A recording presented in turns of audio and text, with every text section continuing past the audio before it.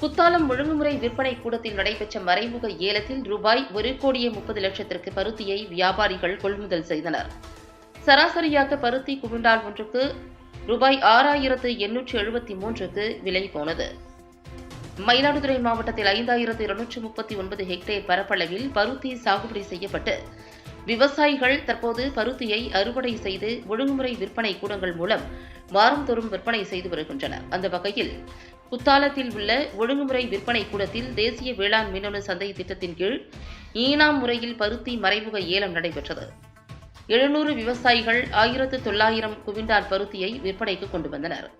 தேனி, கோவை, கொங்கனாபுரம், பெரம்பலூர், விழுப்புரம், திருப்பூர், கும்பகோணம் மற்றும் ஆந்திரா, குஜராத் உள்ளிட்ட மாநிலங்களில் இருந்து வந்த 13 வியாபாரிகள் மற்றும் மில் அதிபர்கள் கொள்முதல் செய்தனர்.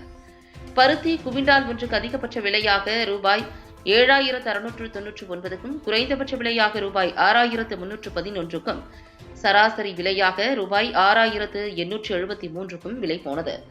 ரூபாய் 1,30,00,000 மதிப்பிலான பருத்தியை வியாபாரிகள் கொள்முதல் செய்தனர்.